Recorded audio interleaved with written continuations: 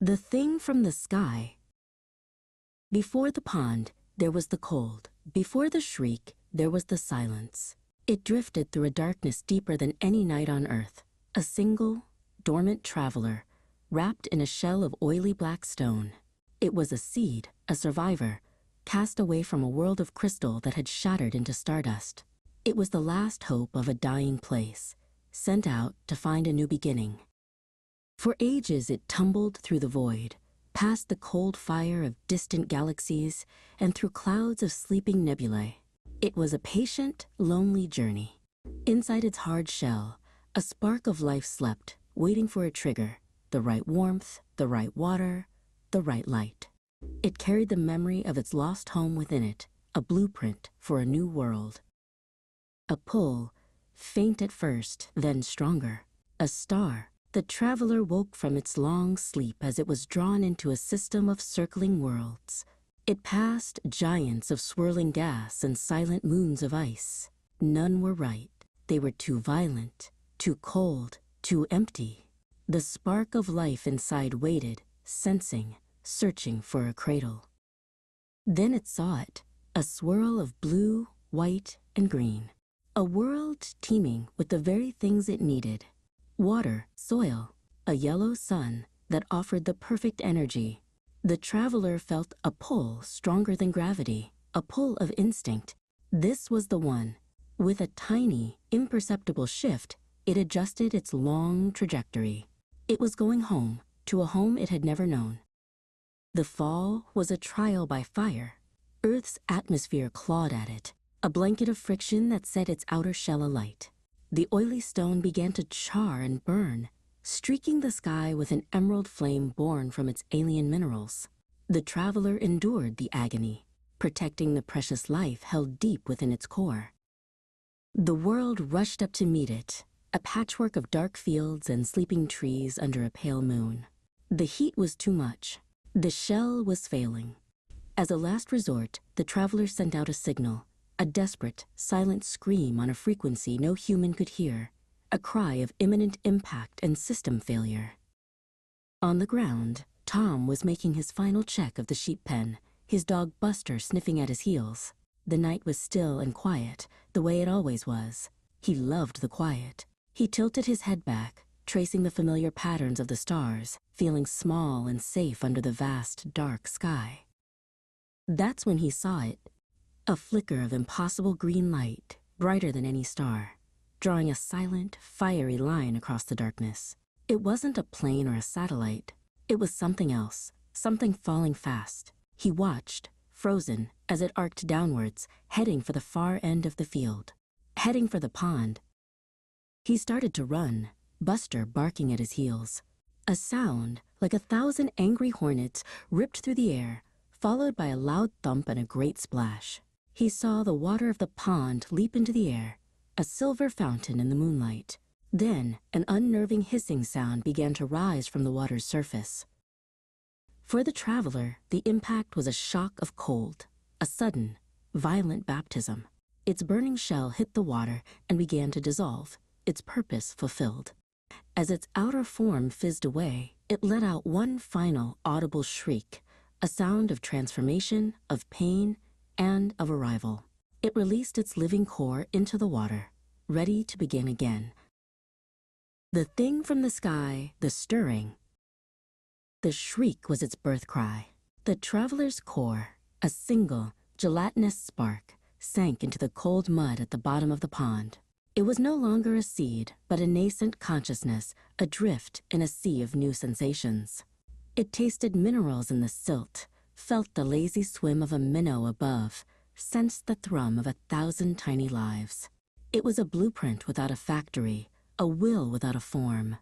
And it was starving. Its first act was to drink, drawing the very essence of the water into itself. Tom woke with the green light still burned into his memory. Before his dad was even awake, he pulled on his boots and walked down to the pond, Buster trotting nervously behind him. The water, usually rippling with the morning breeze, was unnervingly still and had a strange, oily sheen. Buster stopped 10 feet from the bank, a low whine rumbling in his chest. He wouldn't go any closer. Deep below, the core pulsed. It had learned the water. Now it craved something more complex. A tendril of its own substance, black and thin as a wire, snaked out through the mud. It brushed against a snail crawling on a decaying leaf. There was a flicker of alien thought, a moment of analysis, and then the snail was simply gone, absorbed. The core learned the shape of a shell, the texture of flesh. It grew. "Fox," his dad grunted, pointing at the chicken coop. 3 hens were missing. Tom looked from the coop towards the pond at the bottom of the field. "Dad, the pond looks weird," he said, his voice small, "and Buster won't go near it." His dad just ruffled his hair. "You and that imagination, Tom. Go get your chores done." But Tom couldn't shake the feeling that the missing chickens and the still, oily water were connected. The core was no longer a spark. It was a puddle of living tar, a meter wide, nestled in the silt. It had consumed every fish, every frog, every insect. The pond was a silent, dead thing now, and it was not enough. The creature felt the world above, the heavy thud of hooves, the frantic scratch of claws. The hunger was no longer for sustenance, but for substance. It needed to build. 2 days passed in tense silence. Then Old Man Hemlock was gone. All that remained of their stubborn goat was a chewed rope and a single, wide drag mark in the mud that led straight to the water's edge. "Thieves," his dad seethed. Tom's voice shook as he pleaded with his mom. "It's the pond." Something is in the pond, but she just hugged him, telling him not to be so morbid. The goat had been a revelation. The creature now understood the architecture of bone, the strength of muscle. It wasn't a goat, but it wore the memory of one within its shifting form. That night, it pulled its larger, stronger mass to the water's edge.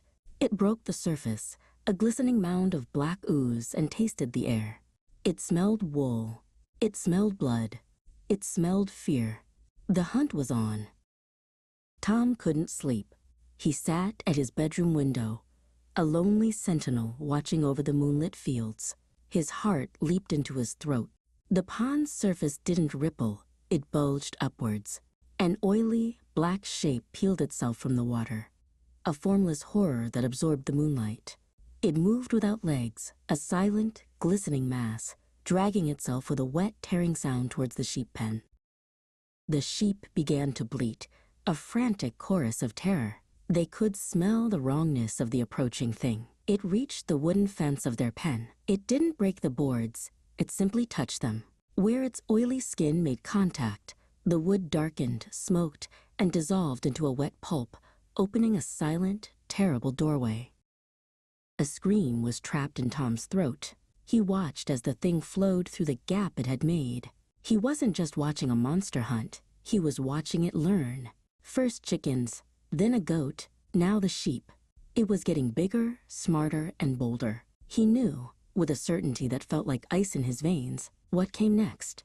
The house, his family, and he was the only one who knew it was coming. The thing from the sky, the cauldron. The scream finally broke free, a strangled gasp in the quiet of his room. Tom didn't wait to see what happened to the sheep. He scrambled from his window seat, his mind racing faster than his pounding heart. He couldn't fight it, not with his fists, but he remembered something. Something his dad used once, when a well went bad. He crept down the stairs, the old wood groaning under his feet, and slipped out the back door into the cold night. The barn was a dark shape against the stars. Inside the dusty barn, the air thick with the smell of hay and old metal, he found them. 3 heavy paper sacks stacked in a corner, marked with a skull and crossbones. "Quicklime," the label read. "Danger, causes severe burns." He remembered his dad wearing thick gloves and a mask. He had none, but the terrible, wet, tearing sounds coming from the sheep pen spurred him on. Grunting with effort, he began to drag the first heavy sack across the yard. The pond was a black mirror under the moon, unnervingly still once more. The sounds from the sheep pen had stopped. Tom's stomach churned. Was it back in there, hiding? He dragged the sack to the very edge of the bank, the mud sucking at his boots. With trembling fingers, he tore at the thick paper. A cloud of fine, white powder billowed out, stinging his eyes and catching in his throat. He coughed and began to pour. The water hissed where the powder hit, like 1,000 angry snakes. Then it began to boil. Thick, foul-smelling steam rose from the surface, obscuring the moon. The placid pond was transformed into a churning, bubbling cauldron. Tom didn't stop. He dragged the second sack, then the third, tearing them open and dumping their corrosive contents into the water, his arms aching, his face streaked with sweat and grime. Suddenly, a pressure slammed into his mind. It wasn't a sound, but a feeling. A wave of pure, silent agony that made his teeth ache and his vision swim. He stumbled backwards, clapping his hands over his ears as if to block it out. The water in the center of the pond erupted upwards as a vast, writhing shape of black ooze thrashed in the boiling depths. It was a chaotic, desperate dance of pain, and then, as quickly as it appeared, it sank. Slowly, the violent boiling subsided. The hissing faded, replaced by the chirping of crickets. A thick, white scum floated on the surface of the dead water. Tom stood there for a long time, chest heaving, the ghost of that silent scream still echoing in his head. He was shaking, filthy and exhausted, but a fierce, desperate hope bloomed in his chest. He had done it. He had killed it. The morning sun did little to dispel the horror. His dad found him in the kitchen. His face was a thundercloud. "What have you done, Tom?" he asked, his voice dangerously quiet. "The sheep and the pond. It's a dead chemical mess. Do you have any idea what you've done?" Tom tried to explain, his words tumbling over each other about the monster, the thing from the sky. But his dad wasn't listening. His mum came in, her face pale. She looked from her husband's rage to Tom's tear-streaked face, then at the white powder still dusting his clothes. "Tom, this has gone too far," she said, her voice full of a deep disappointment that hurt more than his dad's anger. "This isn't an alien movie. You've poisoned the pond. You are grounded indefinitely."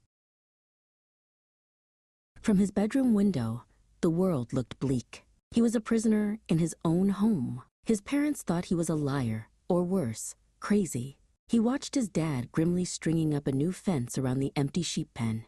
Below, the pond was a milky, stagnant mess. It was ugly, and he was in more trouble than he'd ever been in his life. But as he stared at the still, white water, he whispered to himself, it was worth it. It's over. But deep beneath the chemical soup and the suffocating mud, something remained. Not the vast, hungry consciousness of before, but a single, hardened kernel of it. It was a fragment, seared and wounded, but alive. It couldn't feel hunger anymore. It couldn't feel the drive to grow. It felt only the memory of the searing, burning pain. And for the first time, the thing from the sky learned how to hate. The thing from the sky, the poison spreads. The crunch of tires on the gravel driveway was the first sign of more trouble. A police car, stark and official, pulled up in front of the farmhouse. Tom watched from his bedroom window as Sheriff Brody got out and walked up to the porch where his dad was waiting. The conversation was low and tense, but the sheriff's angry gestures were clear even from a distance. Dad stormed back into the house, the screen door slamming behind him. His face was pale. "A fine, Tom. A massive fine," he roared. "Sheriff Brody says the runoff from the pond has reached Miller's Lake. The fish, they're all dying. He said we've poisoned the water table. He said it's all connected under the ground," Dad continued, pacing the kitchen. "Limestone channels, caves, like a giant sieve. What you did in our little pond is spreading everywhere." Mum came in, her face tight with worry. "You can forget your weekend," she said, her voice sharp. "You'll be helping your father clear the deadwood by the south fence from sunup to sundown." Miles away, at the edge of Miller's Lake, a woman in waders knelt by the shore. Dr. Eris from Environmental Health carefully filled a test tube with the strangely milky water. All around her, the surface was dotted with the pale, upturned bellies of dead fish. The silence was heavy, broken only by the gentle lapping of the sick water against the pebbles. She needed a sample from deeper out. Wading carefully into the cold lake, she reached down with a long collection pole. The water swirled sluggishly around her boots. Suddenly, something dark and slick wrapped around her ankle. It wasn't a weed. It was strong, and it pulled. Hard. A gasp was all she had time for. The thing pulled again, yanking her off her feet. She flailed, her collection pole flying from her grasp. The murky water closed over her head, her scream turning into a rush of bubbles. A dark, ominous shape swirled in the depths where she had been, and then the surface of the lake was still once more. The axe felt heavy in Tom's hands. His muscles screamed with every swing, and his palms were raw. All day, he'd been clearing brush under his dad's watchful, unforgiving eye. He was being punished, not just for the pond, but for the shame of the sheriff's visit, for the looming fine, for the dead fish in the lake.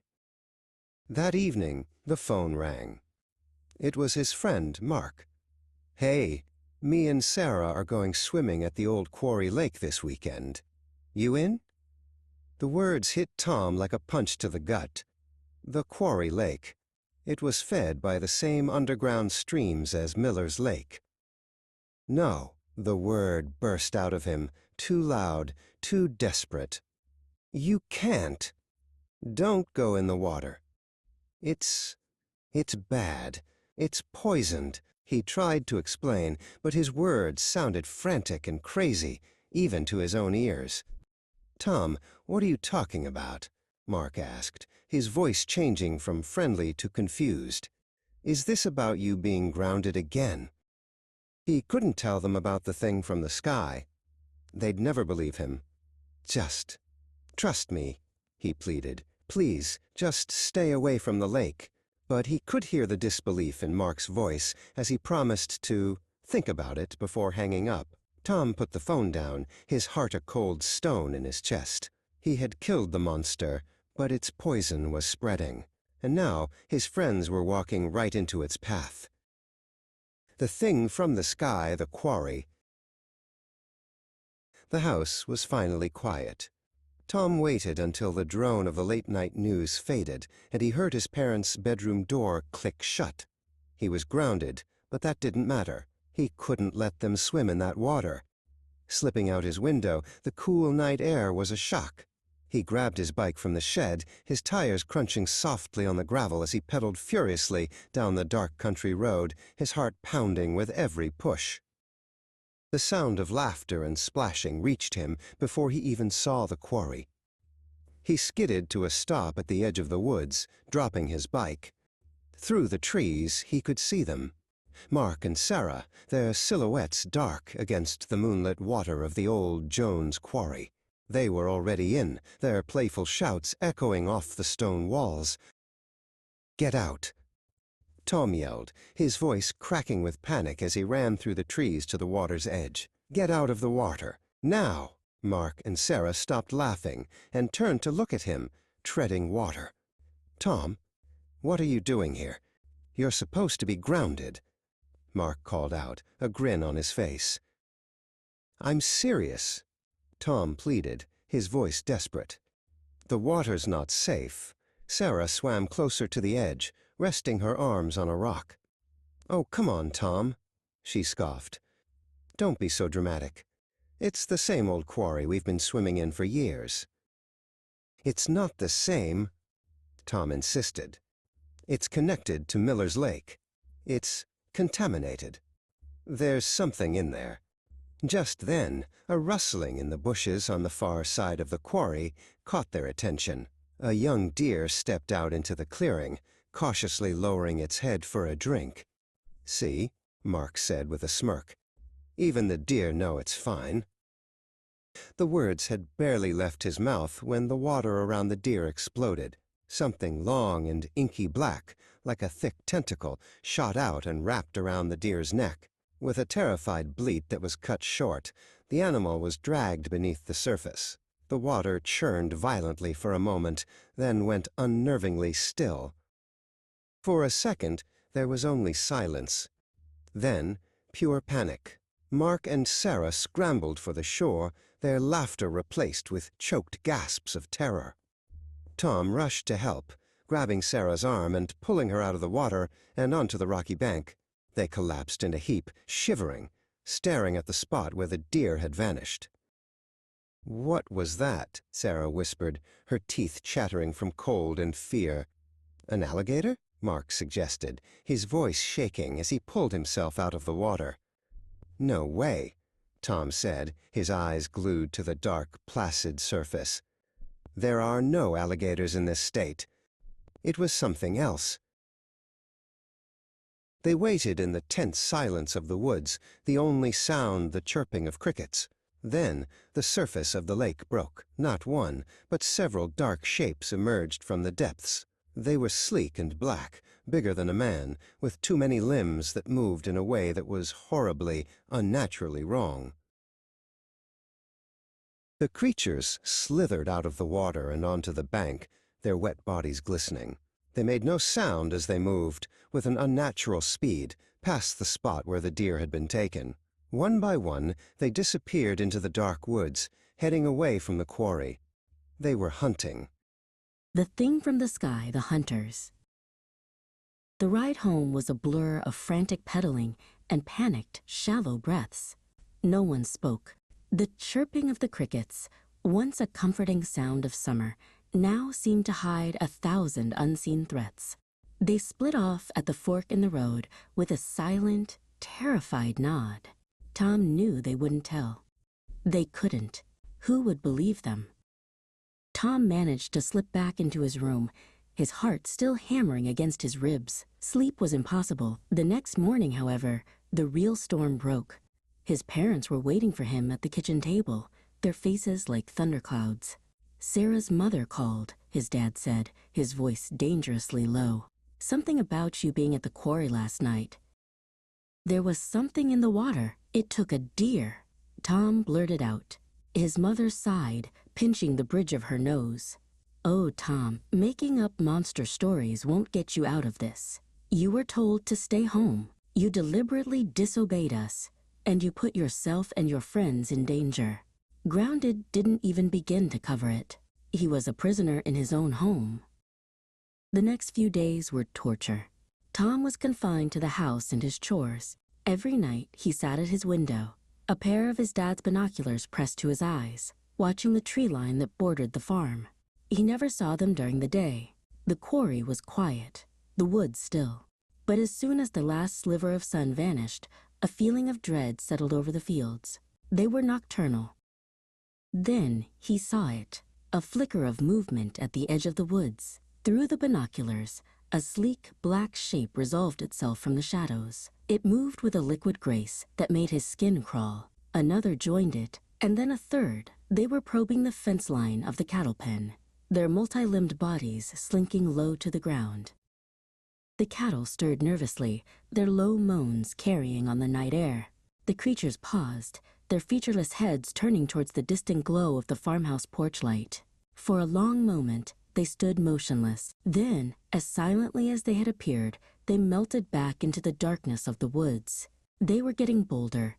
The farm was next. His blood ran cold. They were hunting, and they were coming closer. Who could he tell? His parents thought he was a liar. The sheriff would laugh him out of the station. He thought of Mark and Sarah, of the look on their faces at the quarry. He had to do something. No one else could. An idea, desperate and dangerous, began to spark in his mind. He thought about the quarry, about how deep it was. He thought about the old, abandoned Northridge industrial plant that used to service it. His dad had told him stories about how they used explosives to blast the rock. Explosives. He couldn't do it alone. The next day, on a supervised trip to the general store for cattle feed, he used his emergency cash to buy a cheap, prepaid phone. That night, hiding under his blankets, he punched in Mark's number. "I have a plan," he whispered when Mark answered. "It's crazy and it's dangerous, but it's the only way we're going to stop them." There was a long silence on the other end of the line. Tom could hear Mark's shaky breathing. "Dynamite?" Mark finally whispered, his voice full of disbelief and fear. Tom, are you insane? Probably, Tom admitted, his own voice tight. But did you see those things? We have to seal the quarry. We have to bury them. The old industrial plant loomed out of the darkness like a skeletal beast.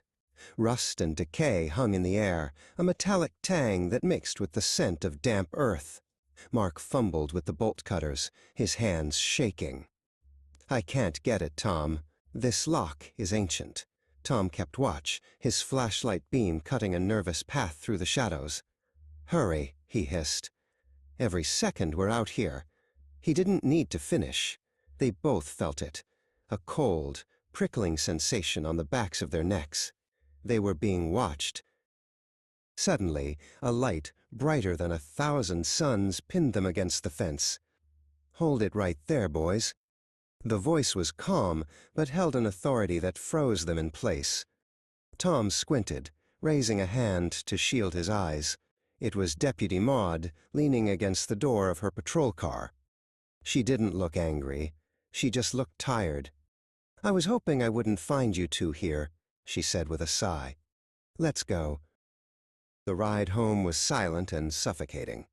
In the back of the patrol car, Tom stared out at the familiar fields, now seeming alien and hostile in the flashing red and blue lights. His parents were waiting on the porch, their faces etched with a mixture of relief and fury.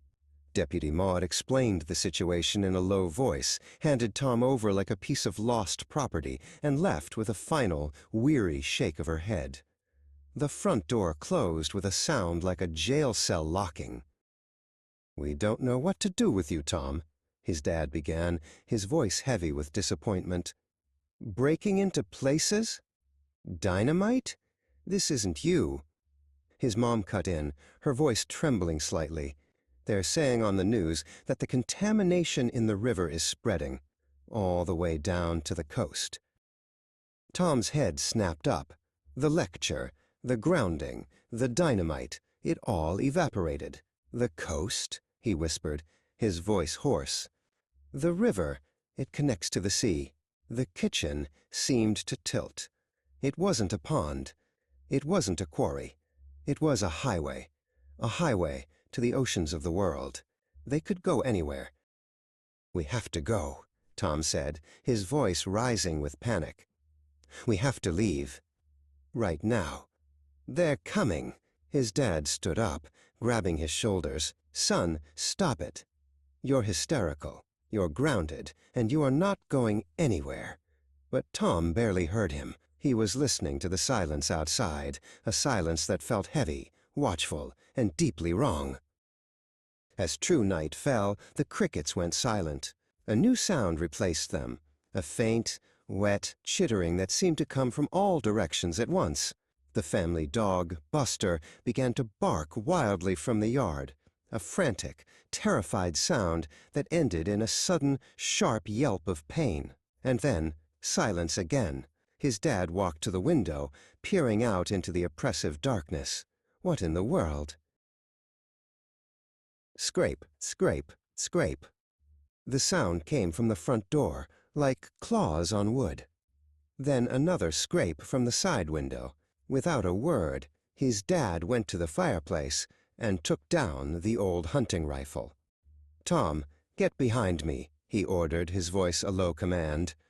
Tom backed away, his eyes wide, and glanced out the kitchen window. He saw them. A field of them, dozens of sleek black heads, turning in unison toward the warm light of the house. The scraping became a frantic scratching, and the sickening sound of cracking glass echoed from the living room. The chittering was a deafening chorus now, a symphony of alien hunger from every side. Tom looked from the splintering door to his mother's terrified face, then to his father, who was aiming the rifle with trembling hands. He hadn't stopped them. He hadn't buried them. He had just rung the dinner bell.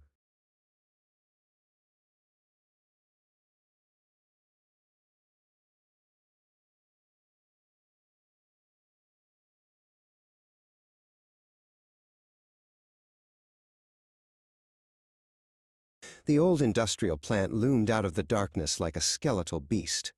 Rust and decay hung in the air, a metallic tang that mixed with the scent of damp earth. Mark fumbled with the bolt cutters, his hands shaking. "I can't get it, Tom. This lock is ancient." Tom kept watch, his flashlight beam cutting a nervous path through the shadows. "Hurry," he hissed. "Every second we're out here." He didn't need to finish. They both felt it, a cold, prickling sensation on the backs of their necks. They were being watched. Suddenly, a light, brighter than 1,000 suns, pinned them against the fence. "Hold it right there, boys." The voice was calm, but held an authority that froze them in place. Tom squinted, raising a hand to shield his eyes. It was Deputy Maud, leaning against the door of her patrol car. She didn't look angry. She just looked tired. "I was hoping I wouldn't find you two here," she said with a sigh. "Let's go." The ride home was silent and suffocating. Kill is happening miles downstream. Whatever's doing it, it wasn't your pond. His parents were waiting on the porch, their faces etched with a mixture of relief and fury. Deputy Maud explained the situation in a low voice, handed Tom over like a piece of lost property, and left with a final, weary shake of her head. The front door closed with a sound like a jail cell locking. "We don't know what to do with you, Tom," his dad began, his voice heavy with disappointment. "Breaking into places? Dynamite? This isn't you." His mom cut in, her voice trembling slightly. "They're saying on the news that the contamination in the river is spreading, all the way down to the coast." Tom's head snapped up.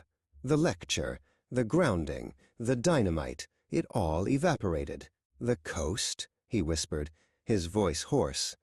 "The river, it connects to the sea." The kitchen seemed to tilt. It wasn't a pond. It wasn't a quarry. It was a highway to the oceans of the world. They could go anywhere. "We have to go," Tom said, his voice rising with panic. "We have to leave. Right now." "They're coming." His dad stood up, grabbing his shoulders. "Son, stop it. You're hysterical. You're grounded, and you are not going anywhere." But Tom barely heard him. He was listening to the silence outside, a silence that felt heavy, watchful, and deeply wrong. As true night fell, the crickets went silent. A new sound replaced them, a faint, wet chittering that seemed to come from all directions at once. The family dog, Buster, began to bark wildly from the yard, a frantic, terrified sound that ended in a sudden, sharp yelp of pain. And then, silence again. His dad walked to the window, peering out into the oppressive darkness. What in the world? Scrape, scrape, scrape. The sound came from the front door, like claws on wood. Then another scrape from the side window. Without a word, his dad went to the fireplace and took down the old hunting rifle. "Tom, get behind me," he ordered, his voice a low command. Tom backed away, his eyes wide, and glanced out the kitchen window. He saw them. A field of them, dozens of sleek black heads, turning in unison toward the warm light of the house. The front door exploded inward, a shower of splintered wood and twisted metal. A creature, all glistening black carapace and too many limbs, scrambled into the hallway. The chittering was a deafening roar. Boom! The rifle's report was a physical blow in the small house. The creature shrieked and collapsed, but another was already clambering over it. Boom! Boom! The rifle fired again and again as creatures poured through the house. His father worked the bolt action, his face a grim mask. He glanced back at Tom, a flicker of a sad smile on his lips. "You are a good lad, Tom." Then the alien horde was on him, a wave of black bodies and clicking claws. He went down fighting, the rifle lost in the melee as he was dragged out of the doorway and into the night. Tom's mother pushed him behind her, her body a shield between him and the horror. Her face was pale, but her eyes burned with a fierce, protective light. She held the long carving knife from the kitchen block, its blade already dripping with the alien's foul, green ichor. "Get back, you monsters!" she screamed, stepping in front of Tom to face the chittering tide. He saw his mother fight, a whirlwind of desperate courage, before she too was lost in the chittering tide. And in that moment, something inside Tom broke. The fear was gone, burned away and replaced by a white-hot rage. And then it was his turn, and he was suddenly not afraid. He screamed in rage and charged them then, rushing forward, fists flailing as he was dragged swiftly down.